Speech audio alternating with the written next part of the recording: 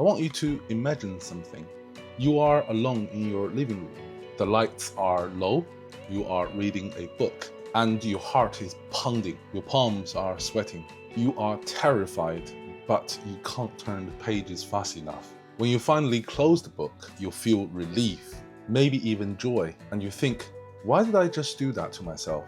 The question why we willingly seek out fear is one of the strangest and most beautiful mystery of the human mind. Over the next 4 weeks, I'm going to explore it from several different angles. This is the first video in our 4-part series.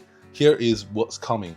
Please feel free to pause the video. This 4-part series will be posted on every Sunday. After the series ends, I will be presenting a standalone deep dive on one of the most strange and brilliant horror writers ever, Shirley Jackson. So if you are a fan of The Haunting of the Hill House, or you just want to understand what makes her so unsettling, please subscribe now so you don't miss that either.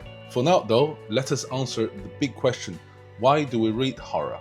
Before we jump into the main part of the video, I want to let you know that all the books that I'm about to mention in this video has affiliated links in the comment section down below. Please have a look. It will cost you no extra, but it really does help a little channel like mine to grow. Okay, let us start with the paradox.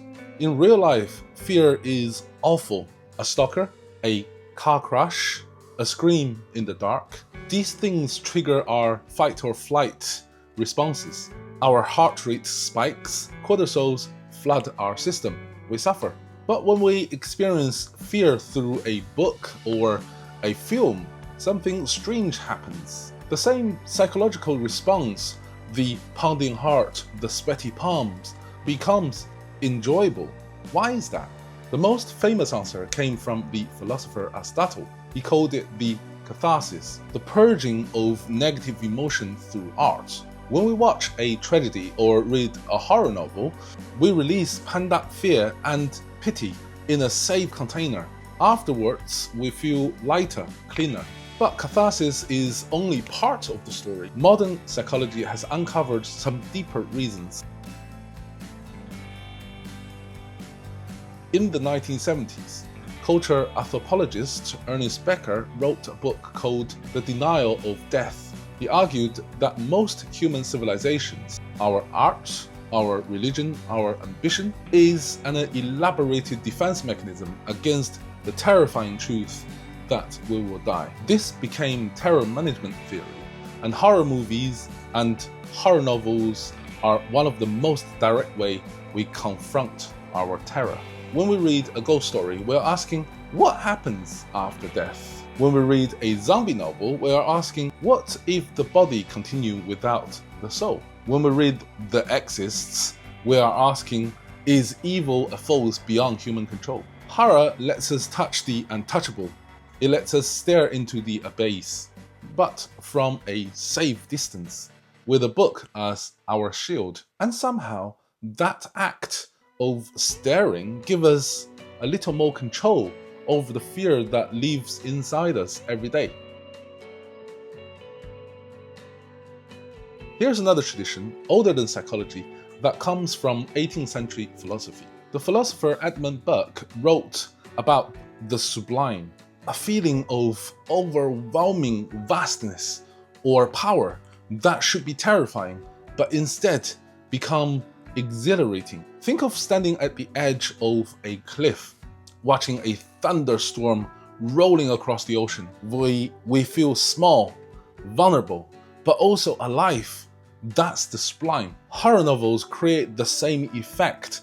When we read The Haunting of the Hill House, we're not just scared, we are in awe of Shirley Jackson's sentences. When we read The Blood Meridians, we are horrified by Judge Holden. But we are also mesmerized. The fear becomes somehow beautiful. And that's the secret.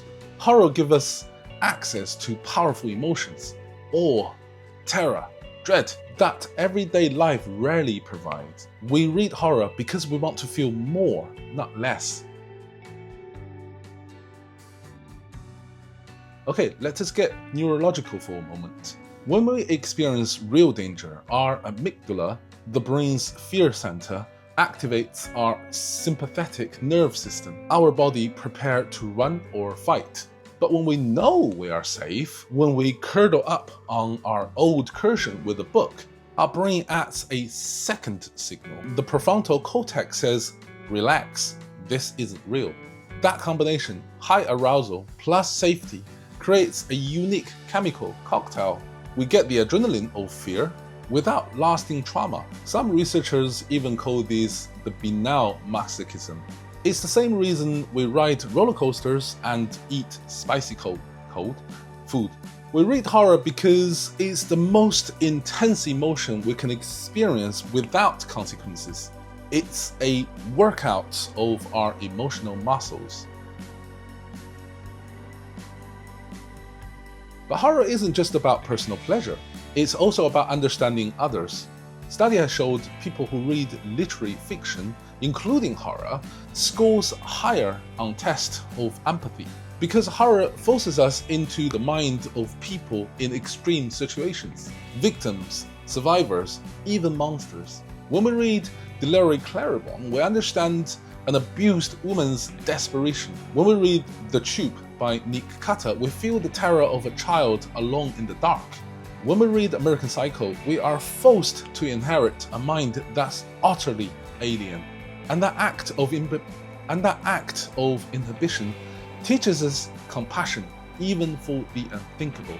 Horror says, look at the worst thing that could happen, and ask ourselves, what would I do? That question is the foundation of moral imagination.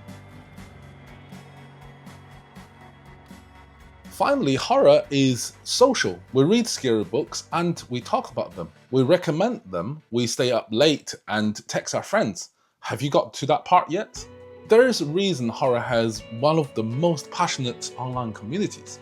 Shared fear creates bonds. When we survive a fictional nightmare together, we trust each other more. And that's not accidental. Evolutionary psychologists believe that shared rituals of fear, from campfire storytelling to modern horrors, help human beings build group cohesion. The tribe that scares itself together stays together. So when we join a book club to read The Exorcist, or we post our favorite extreme horror recommendations online, we are participating in something ancient. We are telling our brain, I'm safe with these people. We face the dark together.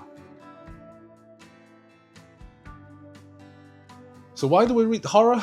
Well, because it purges our fear, because it teaches us about death, because it gives us wow, because it's a safe adrenaline rush, because it helps us build empathy, and perhaps more importantly, it helps us connect with each other. Horror isn't a guilty pleasure, it's a psychological necessity. It's the art form that asks the biggest questions and isn't afraid of the answers. Now that we understand why we crave fear, the next question is obvious. Where do we start? In part 2 of this series, Not All Horror is the Same, a beginner's map, I'm gonna walk you through 7 different categories of horror novels, from the psychological unease to extreme splatterpunk, and help you find the perfect entry point for your fear style. The video is coming next Sunday. And don't forget, after the series ends, I will be doing a standalone deep dive on Shirley Jackson. If you don't want to miss any of it, please hit the subscribe button. And if you enjoyed the video, please give it a thumb up and share it with your friends. I hope you have enjoyed this video, guys. Thanks so much for watching. Stay curious, maybe leave a like on. Cheerio, guys.